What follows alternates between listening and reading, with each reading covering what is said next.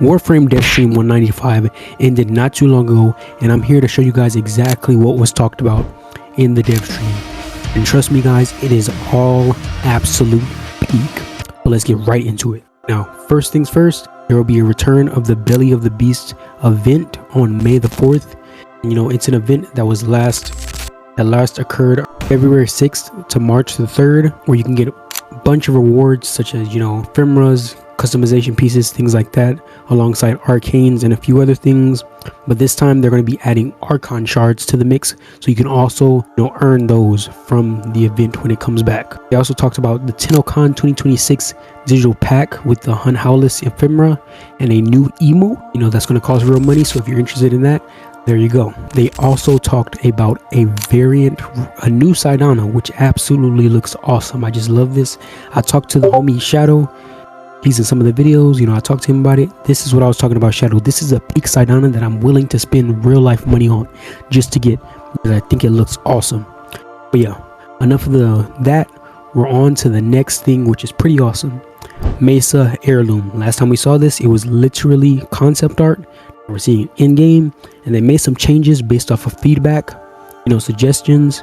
They added a poncho or a duster to it to kind of complete the cowboy look, reduce the revealing nature of the heirloom skin. But I'm pretty sure most of you guys will not be having this on, because this is Gunnerframe, this isn't Warframe all the time. And she also has a cowboy hat to completely fit her cowgirl look. So yeah, pretty awesome. This is what it's looking like. I love the look of this Warframe. I'm going to get this heirloom skin as soon as it comes out. Now this is the big thing that has been presented in this Devstream. The sequel to the Jade Shadows quest, Jade Shadows Constellation, an entire animation presented just to show this off, and it was absolutely peak and fire, and all those words in between. I can't think of enough words to describe this, but I loved it so much. It was so hype for me. I just loved it. It was crazy. All of this just to reveal a sequel quest showing an insane animation. Dare I say it's better than Invincible Season 4 in some regards, I love the way it looked. But yeah, this update will be coming June 2026. So it's coming this year in June. So, we got to get ready. We got to prepare for that. Make sure you have your Jade Shadows quest done so you can do this as soon as it comes out. Basically, what we know is that the two characters in this animation are known as Sirius and Orion, and basically they come from two different timelines where they are the unchosen sons of the Stalker and Jade in the story of the Jade Shadows. Now they will be overviewed and presented and everything, all the abilities, in-game showings in the Devstream following up to the update before it comes out, because there's always a Devstream that does that. So we just gotta wait for that to see what their abilities look like and what they're gonna look like in game. It's gonna be peak, just gotta wait for it. Now with them came two new Protoframes, Ash and Garuda. Both look awesome. Ash's Protoframe name is Ryoku, and he is loyal to Sirius in the different timeline. He's here to complete a mission. And then we have Garuda. Her name is Vina, and she has her own lore and everything. She's basically her own character is what they said, and it looks pretty insane. Here's the the Gemini animations. Those are always gonna look sick. Ryoku's Gemini animation looks really sick. I don't know how I feel about Garuda's or Vina's. It kind of looks a little bit weird to me, I want to be honest.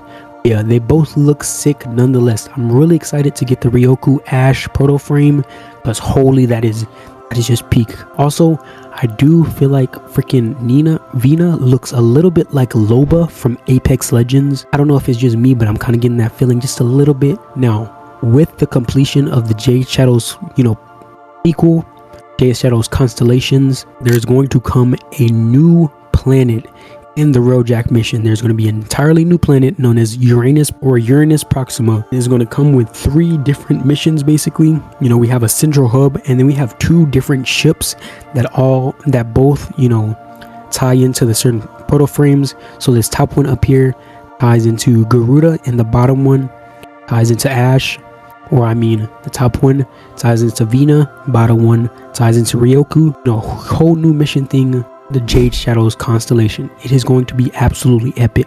Now that is the peakness of, the bulk peakness, but we still got some things to go over, like the Dante deluxe skin alongside with the Incarnons. They're also going to be coming with the Jade Shadows constellation, so we're just going to be fucking fed content. We're just going to be force fed content, which no one is mad about at all, because this Dante deluxe skin looks absolutely sick. We have the 5 Incarnons that are going to be coming, the Vectis Incarnon, we have the Obex Incarnon, the Incarnon of my favorite weapon in the game, the Ballistica Incarnon, then we have the Destreza Incarnon, and last but certainly not least, but it will be the weapon or Incarnon that breaks the game. I have no doubts in my mind, and this is going to revolutionize the meta, the Stug Incarnon, the most peak of peak. It has to break the game. Come on, D. It has to be one of the best Incarnons in the game, dethroning one of the top 3. So yeah, those are all going to be coming in the new update, June 2026. Be there, be ready, because I'm definitely going to be there with builds and videos. So yeah. Now there is also going to be something else. The Vauban rework that we got not too long ago. We're also going to be getting one of those for Nidus. I'm actually happy that we're getting this for Nidus, because he actually needs it. He is one of those Warframes that I don't really look at too often, because he doesn't seem that interesting in the grand scheme of things. So I'm just going to read over what they say for the adjustments and everything, and we're going to have an in-depth video of what the changes are when the update comes out. But basically, the adjustments or improvements say for his passive, he will have an increased base health alongside increased health regeneration rate. He's also going to have increased base max stacks to 200. His augment mod is going to increase the abundant mutation additional max stacks to 300. Then for his little foot stomp ability, where he casts the spikes are going to linger a little bit longer, dealing damage over time for a little while after a short duration, and it adds stacks. And then it's also going to have improved pathing, so it's going to navigate everywhere easily. More better sounds dumb, why did I say that? But yeah, his augment mod is also going to increase the critical chance bonus. Augment mod, yep, we're going to have to look into this freaking Warframe. Now for his ability, that freaking larva ability that's kind of weird, it's going to be able to be recastable. I didn't know that it wasn't beforehand, but it's going to take away the previous larva. So yeah, the chance for a mutation stack is going to scale with ability strength. Now for his augment, it reads buffed larva bursts toxin stack per enemy. So yeah, pretty interesting. Those are the changes that are going to be coming to Nidus, and I'm really happy that he's getting improvements, because I don't really see people using him. I'm really glad that he's going to be having improvements, because I don't really see people using him here and there on missions. So yeah. Now there also are going to be some quality of life changes when it comes to the Jade Shadows constellation, quest and everything coming out. First of all, there's going to be some lighting changes, improvements, knockdown animation unification, camera offsets, damage over times on health bar. Then here are the 3 big things in regards to this. And there's going to be a junction boss update, where it's going to make the junction bosses more interesting and harder. So it'll make them overall better. I can't remember last time I've been excited to fight a junction boss. I'm gonna have to do a few more of those to finish the still pass star chart, but yeah, I'll go back and look at those once the update comes around. And there's also going to be an improvement to companion XP gain. The companion actually takes the XP rather than yourself.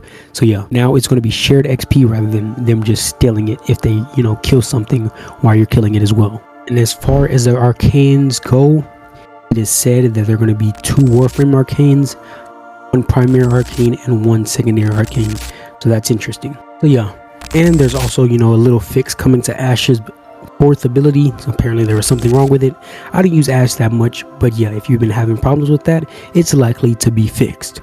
That is pretty much all there is to say about this new Devstream, all the exciting things that happened and I'm hoping that you guys are excited as I am for this new update, because we have the Protoframes and the new Warframe. Come on, there's just a lot of things. It's all going to be peak, and I hope you guys are excited.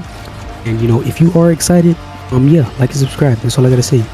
If you guys enjoy, leave a comment letting me know what you guys think about this update. Are you excited?